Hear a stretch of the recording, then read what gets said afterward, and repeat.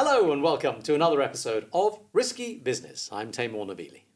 Hi, and I'm Darian McBain, and today we're going to touch on a topic that we've touched on previously, which is the carbon markets, because they're back in the media yet again. Yeah, last time we talked about it because The Guardian ran an article about how verification of some forest projects and Vera in itself were being called into question as to the validity of what's going on. And this time we have a whole new bunch of complaints coming up in the media, don't we? So one of the most controversial things that's happened recently was the SBTI, the Science Based Targets Initiative board, put out a statement without necessarily consulting with their staff to say, in summary terms, that Scope 3 emissions can be considered for carbon offsets. And that sparked a huge amount of controversy. And Taimur, you've been seeing some other things come up in the media since then. We saw the FT running an article about how Shell was, according to them, in some way not playing particularly fair with the way they were using carbon offsets.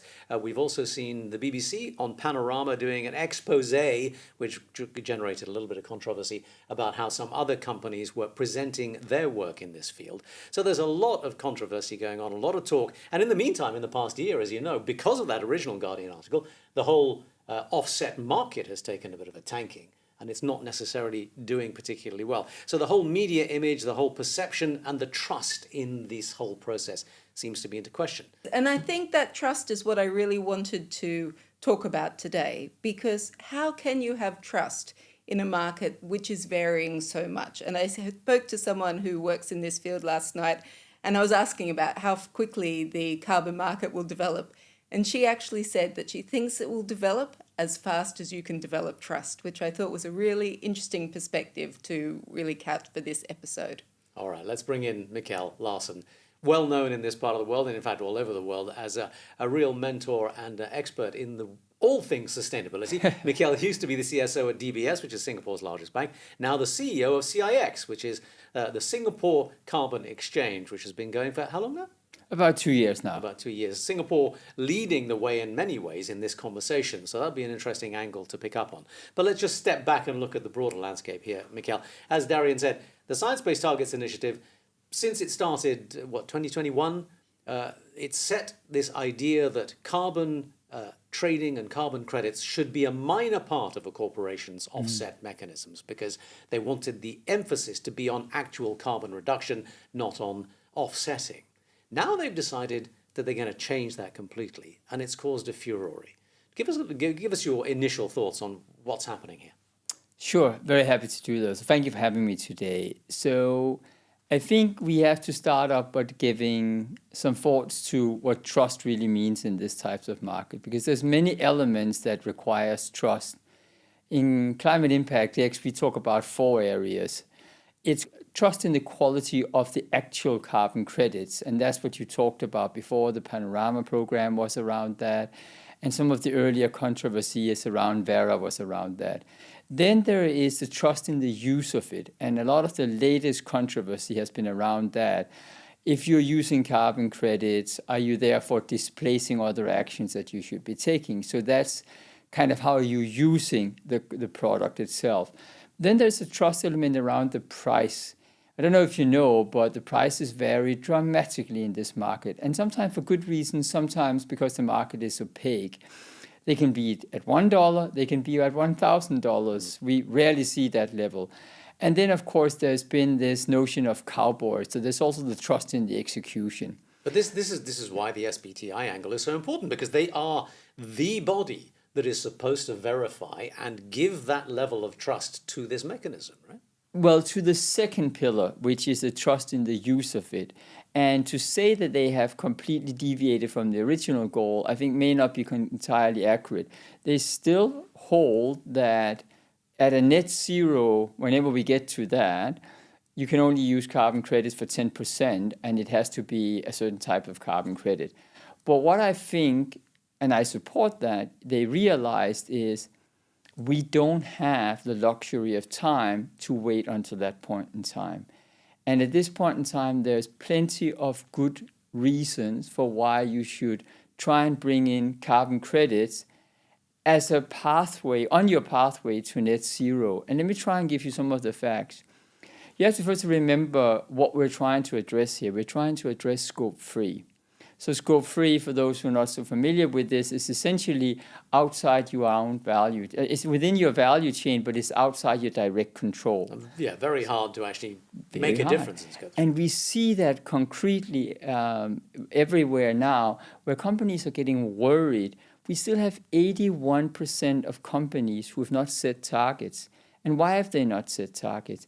I'd argue that part of that is because they simply don't know how to get there, and if you're in a hard-to-abate sector. And are you then better off trying to take actions, including use of carbon credits, or are you better off just saying, no, it's just too hard, I won't do it? And the second bit is, and this is partly controversial, scope 3, as we all know, is someone else's scope 1 and 2. So in theory, if everybody got scope 1 and 2 right, we didn't need to solve scope 3. I'm glad that we have a scope 3 because we know not everybody will get there. But we're talking about something where a company have two choices. They either address it or they don't. So when would it be valid for a company to use carbon credit? It would be if we could find some evidence that it doesn't displace other actions. And I'll give you a couple of facts. Sorry, just reiterate that. When would it make sense is if it doesn't displace other activities. And the other activities is decarbonizing as best you can. Because that's always been the controversy, hasn't it? The fact that people are saying... It's around that scope 1 and 2. So what the company is doing itself and not making sure that they are still decarbonizing and on that pathway rather than just paying money to somebody else to do the work for them, which isn't really the equivalent. Correct. But we also have to remember that, and if you take the example of Unilever, I think there's a lot who has just walked back some of their commitments. Why are they doing it? Because I think there was a tendency for a lot of companies who make grandiose, and I'm not using Unilever here, it's just an example, but grand, statements around them getting to net zero very quickly, and then realizing this is hard work, hard to abate sectors. They're either not technically feasible or economically viable. And you got to ask yourself, when is something economically viable? But there are these sectors, and I know them really well, where it's simply not possible to get there. So back to my point, if you don't displace your best actions you could do yourself in scope 1, 2, and 3, carbon credit, with all the controversies there is around it, it's got to be better than doing nothing. We're protecting foreigns, we're allowing new technology to come to market faster. Let me give you a couple of statements around that. In a survey done by We Mean Business, 71% said that carbon credits made it more likely for them to be able to take decarbonization actions than they otherwise would have. In other words, they're more willing to make targets because they know they have a mechanism. Let me give you a couple of more. 81% of companies, in another study done by Ecosystem Marketplace and backed up by Tro and a rating company called Voluntary, suggested that companies who use carbon credit is 1.8 times more likely to also decarbonize themselves. In other words, there's a positive correlation. And it does make some sense, right? Because why would I go and pay for these carbon credits if I could just say, look, I'm not doing anything right now, right? So this notion of this being a displacement of actual taken actions, I think has continuously being shown not to be right. And then there's a last study that I thought was quite interesting recently that actually said that a majority of companies asked if they had a budget for carbon credits and they didn't use it because it was being discredited in the market, that money would not have gone to anything else. It'll just go into the normal BAU product. So if you think about that, it doesn't mean that everything is rosy, but I think there's a very solid case for saying in scope 3, to a certain extent, and using the right types of credits that are of high quality, we can talk about what that means, there is really a use case for this. And that's what the SBTi recognized. But I want to re-emphasize again, they're not saying just use that all the way through, and when you get to net zero, you just claim it. For the same reason that the EU has come out and says, be very careful by calling something carbon neutral, because it isn't carbon neutral. But you can safely say that because we are not neutral, we've taken these compensation actions, and we've helped some people. We helped, spurred technology come to the world, and we're proud of it. So I think you've brought up some really good reasons of why carbon credits have a valuable place in our market. But why do we continue to hear these questions about integrity? Why do we have an integrity council for the voluntary carbon market? And why does that continuously come up? I think that's good. So what we just addressed right now was my second pillar, this use of the product, right? And there we have SBTI being worried of these displacements action. We have another body called Voluntary Carbon Market Initiative, a bit of a mouthful, we call them VCMI. What you're now asking about is moving back to where the controversy started, which was the integrity of the credits themselves. But there was a study behind all of it. It was called West et al. Has been proven to be scientifically not 100% robust. But it's much easier to forget that part, the rebuttal, than it is. The study itself got a lot more attention than the rebuttal did. But that doesn't mean that there aren't some bad projects out there. There certainly is. And we're doing a lot of things to change that. But before I get there, if you then talk about where I think people misunderstand, we can talk about many different types of carbon credits, but it's easier to work with preservation of nature because it's like something we all understand. So when you look at those, I don't know if you know, but to do a normal project, it takes about 2 years of preparation work and about $1 million just to do a small project. 700 people is involved in such a project. And one of those things that are being criticized by the articles that you called up, one person has misconducted, right? And as a result, the whole project was discredited. If you think about this time more, if you were to buy your shoes from a company that was made by a group of 700 people, and one of those people did something poor, and actions were taken, would you stop buying your shoes from there? No, you'd recognize that if there's good governance and people get kicked out, that is exactly how it should be. You're implying that this is not quite as big a problem as some people. No, I'm saying that we're holding the bar of perfection far too high compared to where we did somebody else. Okay, I mean, I don't know what the empirical data is surrounding that, and how does one judge that? All I can say is that the staff of SBTI, in the comments that they came out with, actually began questioning some of this themselves. I mean, Reuters wrote this report only recently saying they had got a document that came out of those conversations, and it says that higher quality empirical and observational evidence suggests that some or most emission reduction credits are ineffective in delivering emission reductions. And that goes back to that study that I just talked about. And some we can or go, most. Huh? Sorry, Karen. So that was 73% in that study, and that was heavily rebutted ever since that. But I think we have to come back to the fundamentals of this.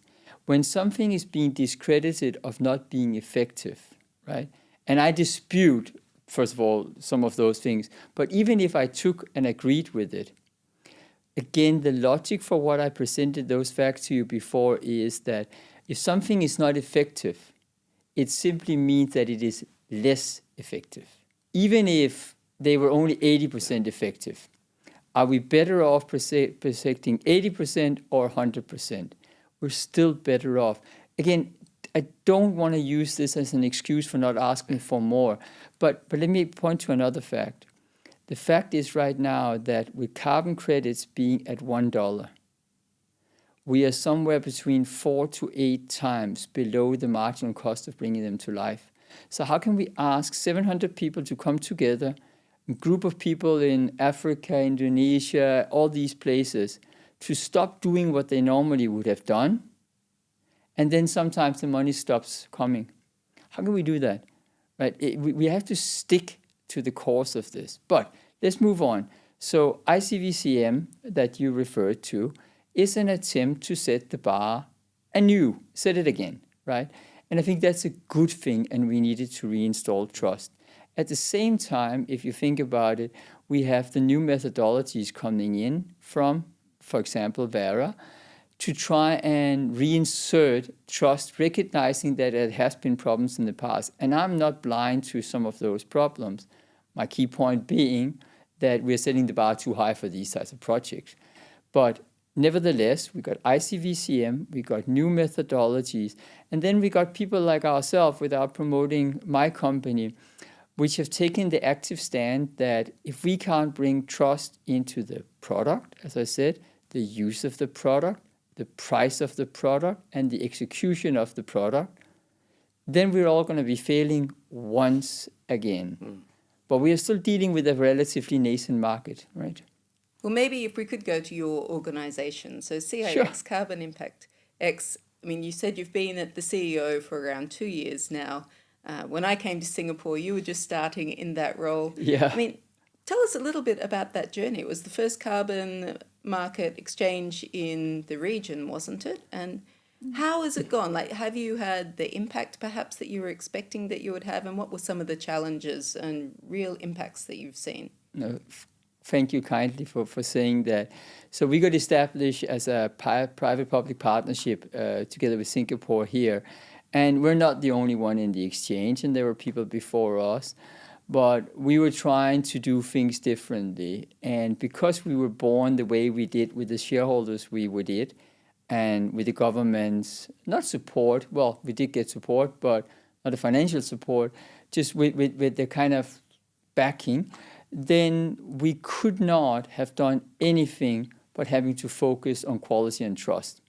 Now, that sounds great, but obviously that such a promise comes with a cost as well, because there's certain projects I can't sell.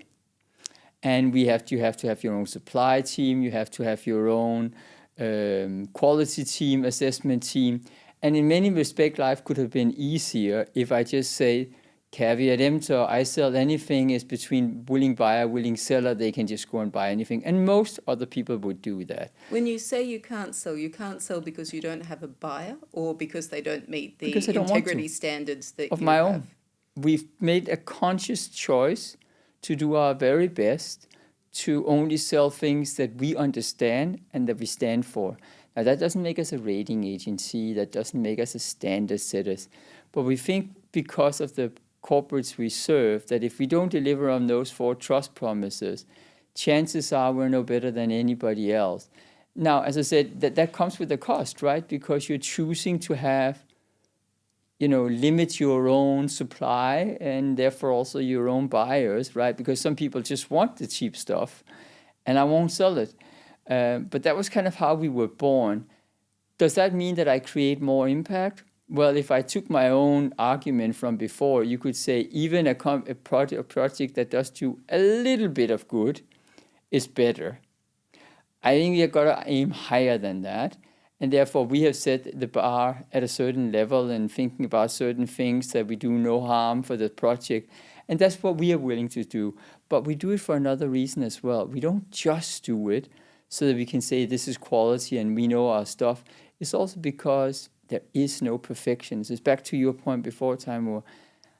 There's very, unless you're willing to pay $1,000 for a ton of carbon, which very few people are, and even they are not perfect. There is no AAA project out there. How do you think CIX has performed? Have you moved the needle in the global conversation? Because there does seem to be an immensely complex global situation right now.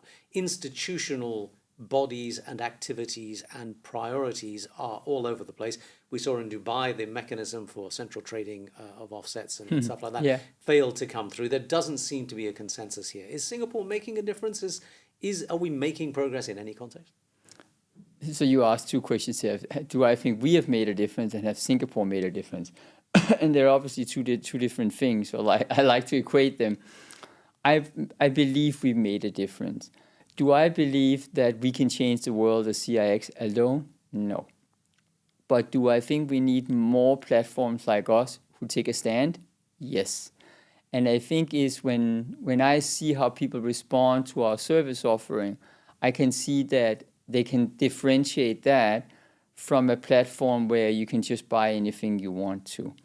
So from changing the mindset of having intermediaries have a view, I think we've done a little bit. Now, Singapore, I think, has done a lot. Let me try and get into that a little bit more. First of all, they set themselves out to try to create a carbon service hub, and that is hard. Anybody who try to think of a hub will know that it requires patience, it requires a good deal of luck, and a lot of bringing people together. The other day I was trying to give an analogy to saying it's like building a street party, the street parties that you may have done. Like you bring all the right people there, you serve them the food, you have a lucky draw, they all come, they eat your food, they stay for the lucky draw, then they all leave and go on social media and complain about it afterwards, right? It's sometimes a little bit ungrateful to do. But Singapore has tried to do it, and they've been successful elsewhere before, and I think they can beat it in this way. What have they done? So first of all, they have brought, there's more than just us here, right? We have investment companies like Gen Zero here. We have rating companies here. We have banks here that gets involved in the carbon market. We have traders here now that have their hub here in Singapore as well. We have strong, dedicated lawyers who understand this stuff. We have many parts of the ecosystem, and I would argue that compared to where we were 2 years ago, if I were to start a new company, I would only think about doing it in Singapore because talent base is there, or in London, right? Maybe New York, some people will say. But that's no small achievement, but it takes patience. The second thing, and perhaps the thing we all talk more about than anything, is this using carbon credit in lieu of paying your carbon tax.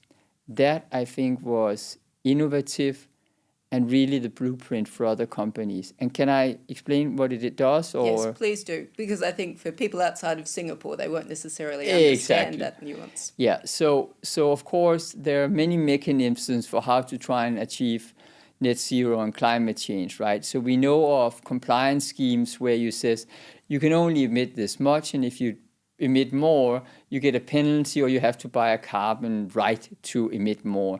So we knew the EU calls that the EU ETS, but they exist in many places. We, in the carbon market, call that the compliance market. So it's trying to drive down emissions by making it expensive to emit, right? Very sensible, a very good tool. The voluntary carbon market works from the other end. It works from the bottom up, you can think about it. It's saying, well, rather than only focusing on reducing emissions, let's try and think about way to preserve the emissions that we have in the ground or suck it out of the air, essentially taking carbon sequestration. And either you do that with technology, in which case carbon credits help to make them viable, or you do that by preserving the sinks that are already there. Okay. So what Singapore has done is they say, why don't we bring these two mechanisms together? We already have a Singapore tax, but instead of paying that tax, perhaps for a portion of it, 5% in our case, you can also take carbon credits and surrender them.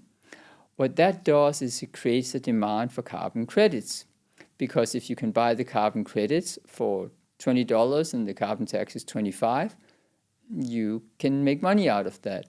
But what is so unique about the Singaporean system is it allows credits from other countries to come in. And that's what we really need. We need a global carbon market. Now, why would Singapore do some of these things? Well, you can speculate. You could, of course, say it's because we want to foster a carbon market here in Singapore. But it's also because Singapore, by definition, is limited in its options to take climate actions.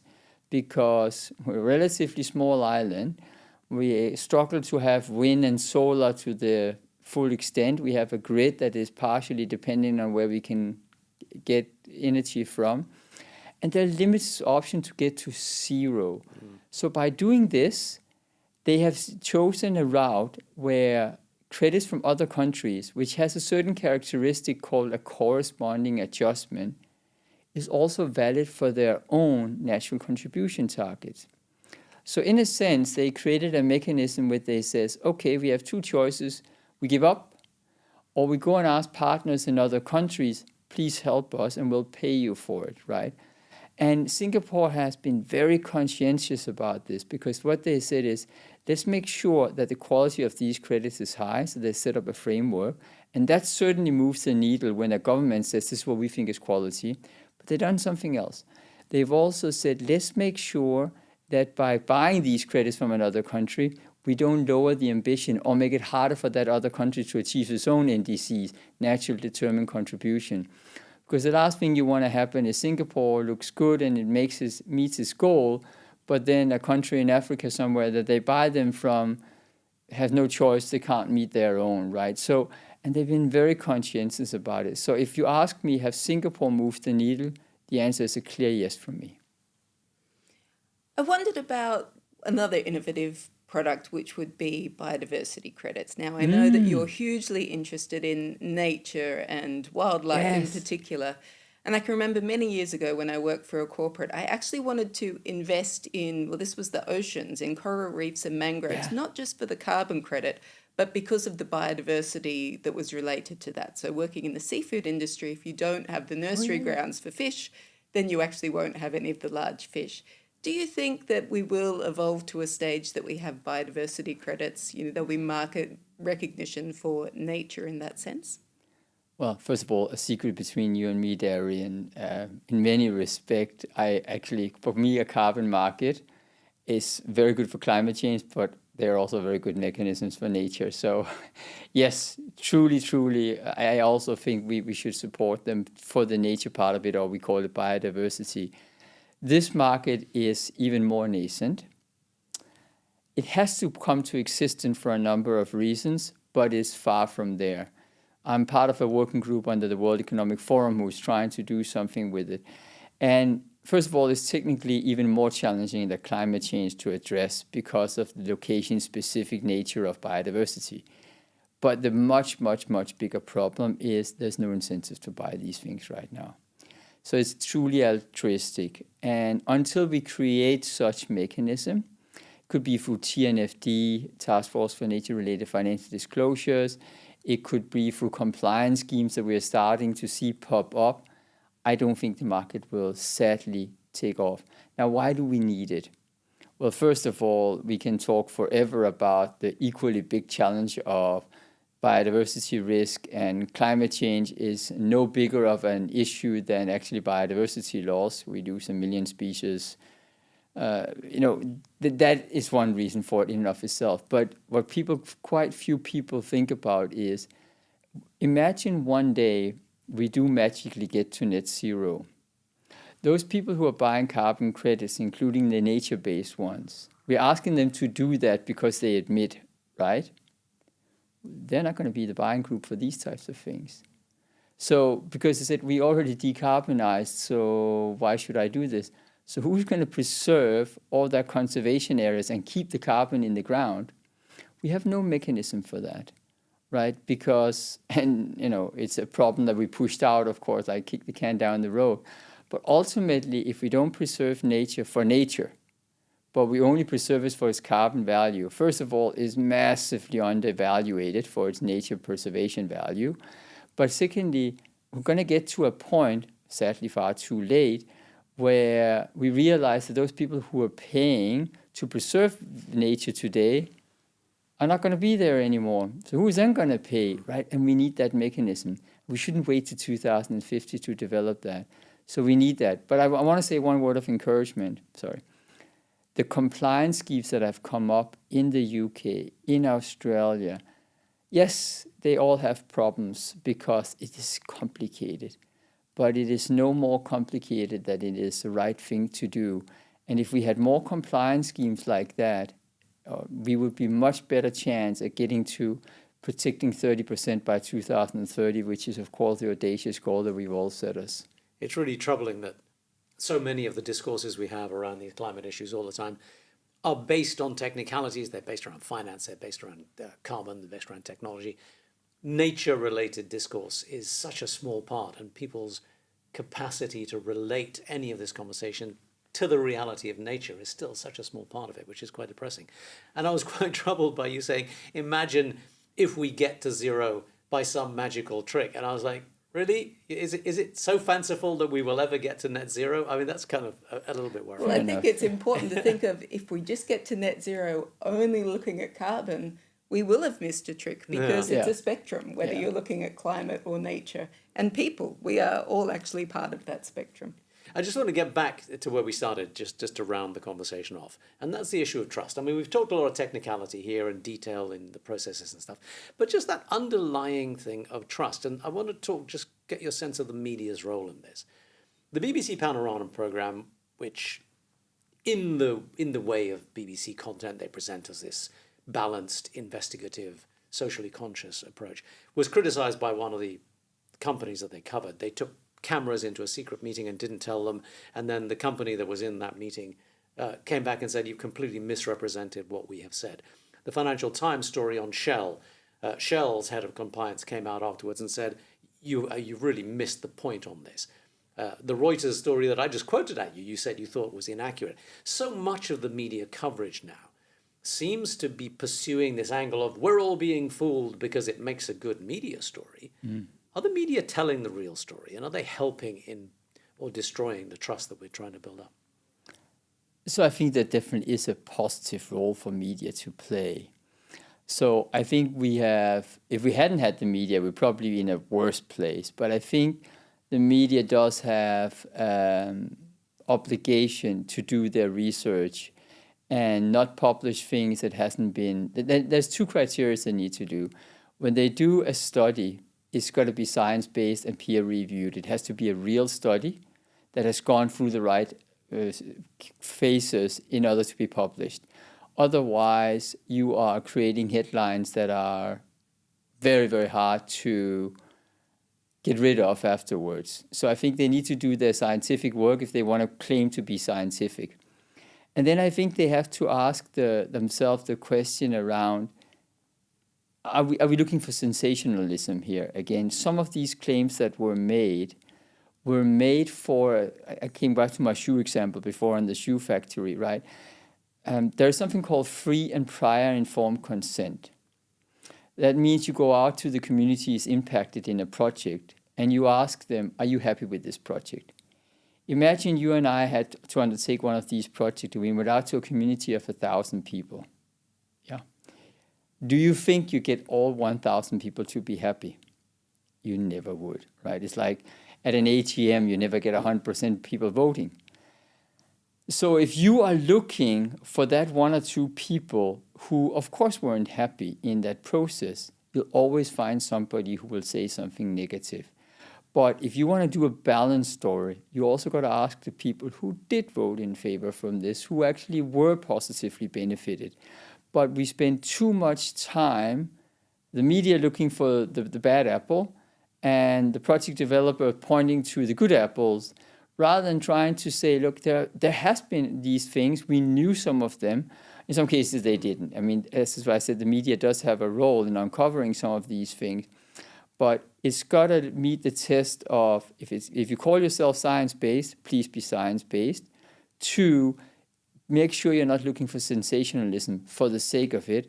And maybe a number 3, please do ask those people who you're criticizing what their comments are. I think that's pretty much common practice in journalism, that you should be asking the people what their views of the story is, right? So I think it swung too far, but I also think we in the carbon market has not done ourselves a favor. And why do I say this? Somebody explained it to me the other day as a conundrum of a circular firing squad. Apparently, a circular firing squad, as you can imagine, is we all stand there with a gun in a circle and we all shoot, and nobody survives, right? And we've done that to ourselves, because if you are supporting, I don't know, tech removals credits, or if you're in one particular standard setter, what you should be doing is you'd be standing up and supporting the other part of the carbon market and try and create trust together. But we love the circular firing squad, and I shoot at you, then tomorrow we find there's something wrong with me, you'll shoot right back, right? And you'll shoot with twice as much ammunition. And we do that to ourselves. So we self-inflict some wounds sometimes we don't really need to do, because we look very selfishly as, this registry got criticized, mine looks better, or nature-based got criticized, so mine biochar, whatever it is, looks better. Rather than trying to say, none of us is doing ourselves a favor for the carbon market. I heard another good analogy which is similar, which is that we're so busy counting the leaves on the trees that we've missed that the forest is on fire. Yeah, that's another good way to do this, right? So, Let me just follow up on the trust thing a little bit more. There was an event of the Bezos Earth Trust not so very long ago. SBTI is funded to a large extent by the Bezos Earth Trust. And the reports out of Bloomberg that came out said that the SBTI people were coming under enormous pressure at this meeting by the corporates to relax their rules because the corporates knew they couldn't be making the targets under the current systems. So the question here is the relationship between the guardians and the guarded, because it does seem that the people making the rules in a lot of this carbon market and in the broader context are the people who are also involved in the game. And the governments themselves and the independence of the enforcers is in doubt here, and the amount of power they have. Do you think that balance is appropriate where we are? well, is that very different from anywhere else where people who have a right to a voice and saying, look, you're making it too hard? I mean, I think what is important... But the question here is, and you're right, is it any different or else? No, in politics we have the same thing. But the ethical question also arises. Should the people with the money and the lobbying power whose interests are being affected be the guys controlling the process? But they're not the one who's controlling it. SBTI is not controlled by corporates. The ones who back SBTI is WWF, and I think it's VRI. It's not the corporates, right? But I think what we can require for SBTI, for ICVCM, for Vera, for all of them is that they have a transparent consultancy process. That if somebody has a comment, they would make that a public letter or whatever it is. You know, we have these, and in there you can make your statement. And I think I gave early on in this podcast some good reasons why corporates would say that. They're not coming and saying, we want to displace our other actions. We're simply saying is, we cannot meet those goals. If you want us to take action in the interim, we got to have more tools in the toolkit. As long as it is publicly available information that these are the companies who said that, I think it's absolutely fine that corporates can have a view, right? But the decision makers, as I understand the SBTI, is not the corporates. No, but I think to your point, it's that transparency that's going to help to build trust important. over time. Correct. That we won't hit on the perfect answer straight away, but we need to be transparent about how we're getting there. Yeah. All right, fantastic. Can I ask one more cheeky question before we go? So I was reading your LinkedIn profile in preparation for today, and I noticed that your headline is that you're an animal activist. Can I ask a little bit more about that? And what are you doing on animal activism? Well, I think since I was 17, there was really only two passions in my life. One was wildlife, and the other one was farm animal welfare. So I spend a good deal of my time outside work trying to help on both sides of this. I found myself more easily connecting to wildlife, so I both financially support, but I've also helped small project developers trying to work on conservation projects on a personal level. That's very interesting. I'm obviously vegan. And it's probably the only thing I'm very extreme about in my life is my veganism, but I don't preach it. And then I do a lot of crazy things in terms of living with other people and trying to reduce every footprint that I can have. On the animal welfare side, I've started to get engaged as well. If you saw one of my latest blog, I used the carbon market to start to think about it is quite horrible sometimes how we think of animals as production machines. And since you brought it up, it's quite sad that in the context of trying to create carbon credits, you can actually make, I'm going to be very specific here, the cow eat certain things and keep them indoors, because clearly that's the best way to either reduce the methane that they emit through natural processes, or you can capture the methane. But in doing so, you're creating a lot of suffering for these animals. Not valuing their life You're as not a valuing their sentient life, right? Because wow, we reduce methane, and that's the number one goal. And it takes us back to your point before, Darian, about biodiversity.